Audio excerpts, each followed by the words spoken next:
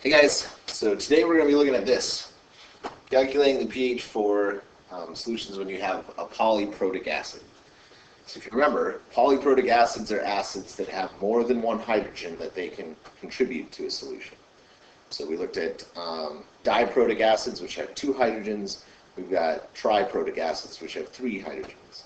And unlike monoprotic acids, each of those hydrogens can contribute to the pH. So when we deal with diprotic or triprotic acids, we have to calculate how each of those hydrogens is actually going to add to the solution and contribute to the overall pH.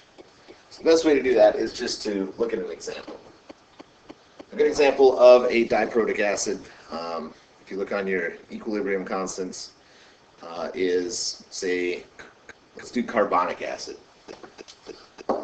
H2CO3. Okay, so when we put carbonic acid into water, it's going to dissociate, and we know we're going to get out H plus ions, and then there'll be some HCO3 left over after the H pluses come off, and those will have a negative charge. Now, because this is a weak acid, we know that not all of these molecules are going to disassociate. There's going to be a certain proportion. It's going to reach equilibrium. And we know how to calculate all that based on using the ice tables. So we want to do that for this first reaction here. But we need a concentration. Let's do something simple. Let's say that the concentration is 0.1 molar. So that's our starting concentration. So if we set up the ice table, okay, our initial is 0.1 for the H2CO3. For each of our other things, the H plus and the HCO3 minus, our initial is 0. The change here, we're going to lose a certain amount. We'll be gaining that same amount of each of those. And our equilibrium, of course, 0.1 minus x, x, and x. So we're going to put this into our equilibrium equation. So the equilibrium constant, and here's where we have to look at our sheet. We want to look for the first equilibrium constant. So for carbonic acid, the very first equilibrium constant is 4.3 times 10 to the negative 7. The other number we'll deal with in a little bit, but we have to use that first one because that's for the first hydrogens that are able to come off. So 4.3 e to the negative 7th equals x squared over 0.1 minus x. So hopefully you guys are comfortable with me skipping over the x times x step there. You've done enough of these. And so when we set this up, now we're going to distribute the 0.1 minus x on either side. And so over here, we would get 0.43 e to the negative, well, let's back up. I'm doing this in my head. That's actually just going to change the decimal place a little bit there. It'd be 4.3 e to the negative 8th minus 4.3 e to the negative 7th x equals x squared. And then we'll put this in our form for our quadratic. We get x squared minus, sorry, let's do the plus first, plus 4.3 e to the negative 7th x minus 4.3 e to the negative 8th. Okay, so hopefully you guys are pretty comfortable with that after doing a few problems here. All those ice tables work exactly the same. We end up getting this. And of course this all equals 0. And that tells us we can put that into the quadratic equation. So I grab my calculator here.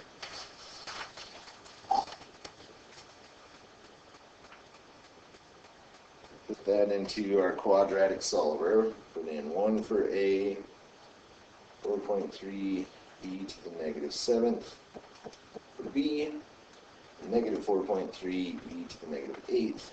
For C, and we get 2 roots. And the positive root that we want to take is 2.07 e to the negative 4th. Okay, and you guys are probably, and that's a molarity, molar. You guys are probably used to just taking the negative log of that to find the pH. We need to remember that this, right here, this number that we just found, is equal to the concentration of the H plus ions. That's our X. Okay? Now, if this was a monoprotic acid, to find the pH, we would just take the negative log of that. But it's not. This is a diprotic acid. So we have to be a little bit careful about what this number tells us. This number is basically telling us, if we go all the way back up to the top here, this number is telling us this, how much of the H plus ions we're getting out. That's what we've calculated. Now, because we know that these two things are the same, it also tells us how much of the HCO3 that we get. So it's giving us both of those concentrations. But it's also telling us how much of the original, the H2CO3, we are losing. We can use that to figure out what is going to happen in the next step.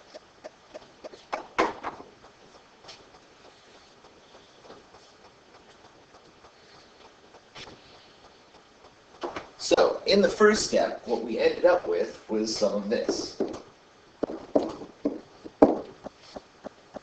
Okay, that was the conjugate, the part that was left over after the H plus ions, after the protons came off.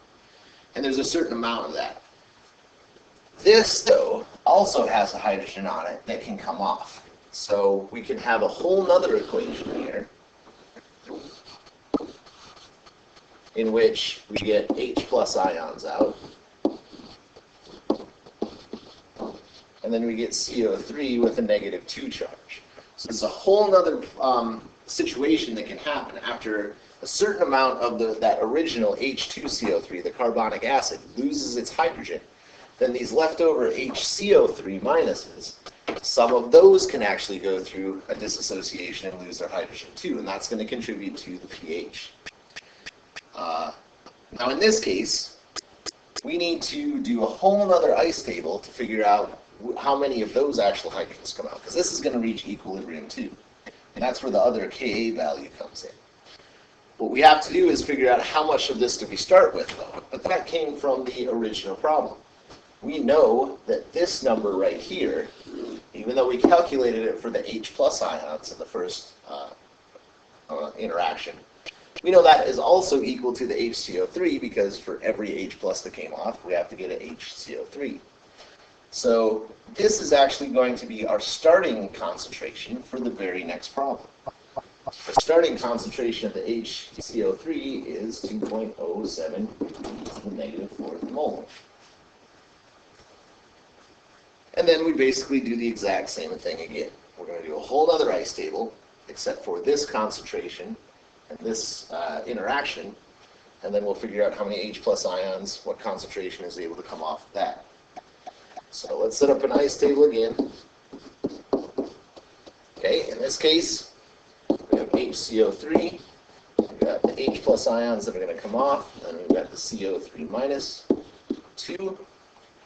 The initial concentration here is the the value that we got off the first one, so 2.07 e to the -4th. For the H plus ions, we're just looking at this interaction. So even though we know there's some H plus ions in solution, and we could actually add that in here, I think it would make it more complicated. It'll be easier to put them together at the end. So from this interaction, from the dissociation of this, we're still saying we start with 0. There's none of the H plus ions in solution from the dissociation of this compound right away. There's 0 of this, so same thing, minus X here, and then we have 2.07 e to the -4th, and X and X. Okay, and then we'll go on and do the same thing. We'll set up our dissociation problem. In this case, though, we need to go back to our equilibrium constant sheet. We need to see that the second value for carbonic acid is 5.6 times 10 to the -11.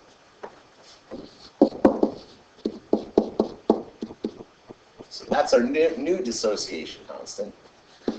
That is going to equal x squared over 2.07 e to the negative fourth minus x.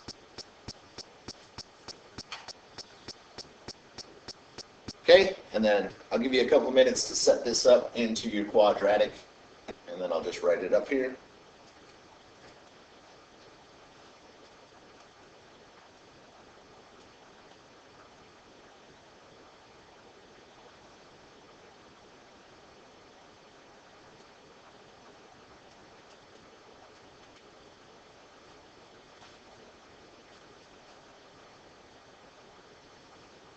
Should end up with your quadratic looking like 0 equals x squared plus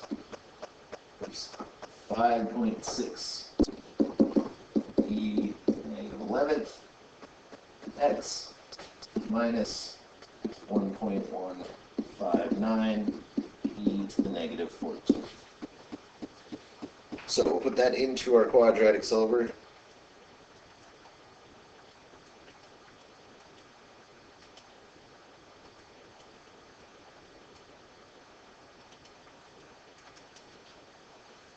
Okay, and the positive root that I get is 1.07 e to the negative 7. That is equal to concentration of H plus ions that are in solution because of this second reaction.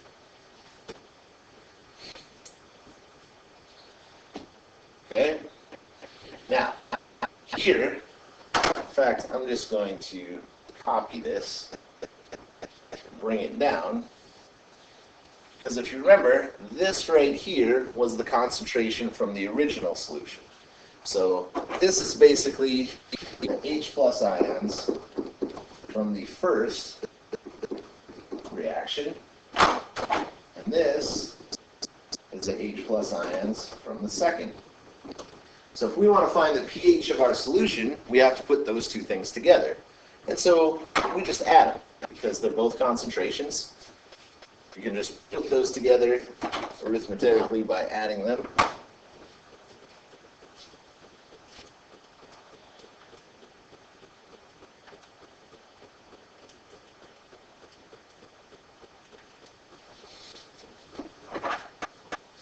And when we add these two together, we get 2.07107 e to the negative 4. And now this is what we can take the negative log of to find our pH. This gives us a pH of 3.68.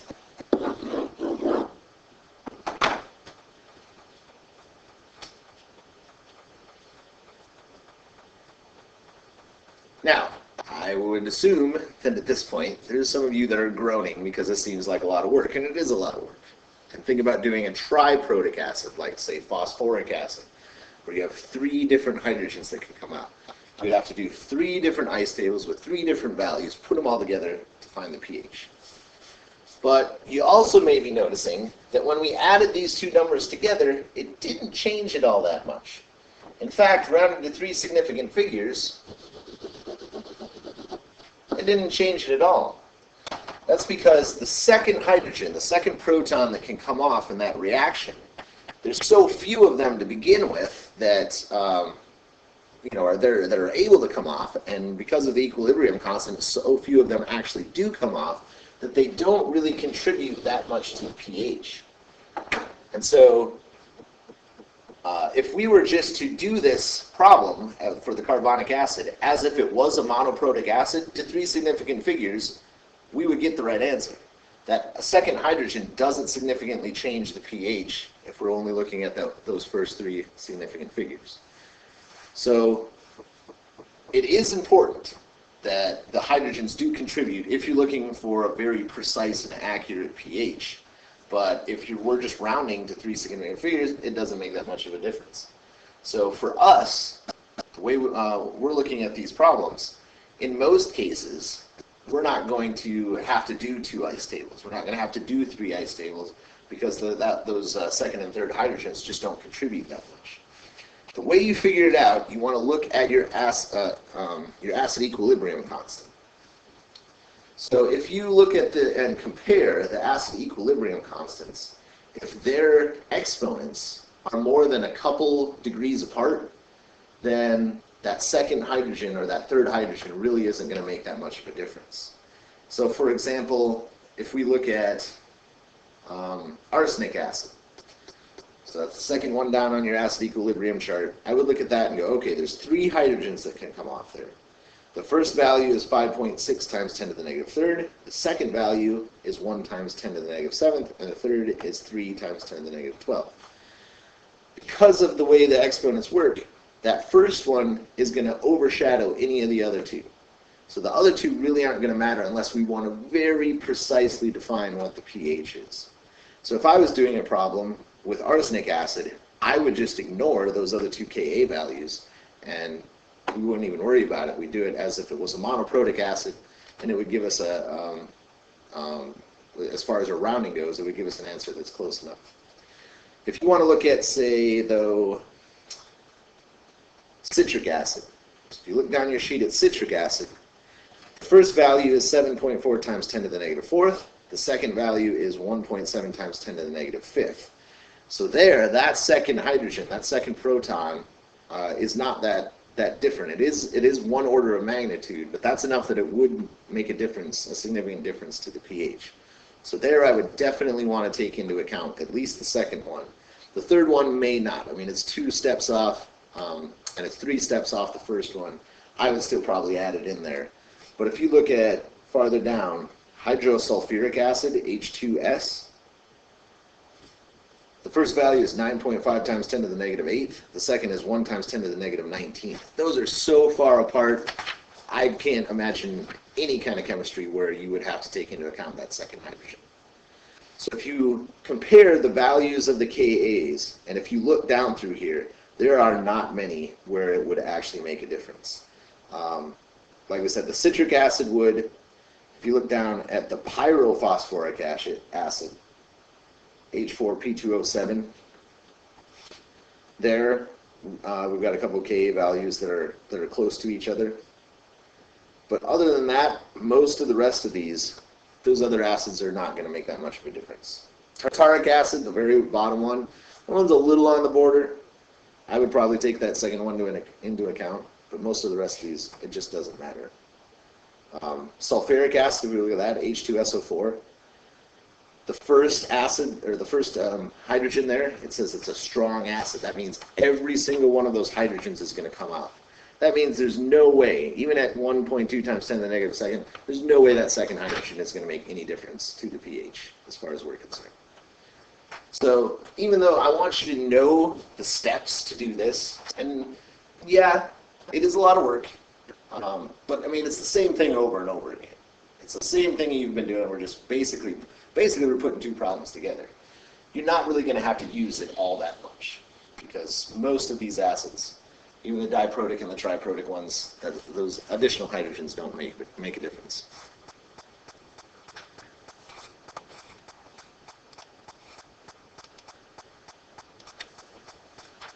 Okay, for homework for tomorrow, do 14.7. This is more of the same stuff. Don't forget, check to see if you have a strong acid or base. Those are easy problems, right? All you have to do is take the negative log of the concentration. If it's a weak acid or base, then you need to do your use your ice tables and your dissociation constant. But there'll be a couple on here where you have to, I guess maybe there's only one. We want to find the Ka value for one, so you have to be able to do those other ones backwards. So do those. I'll have answers for you tomorrow to check. And tomorrow we'll be talking a little bit about buffers and neutralization problems. So we'll get to that tomorrow.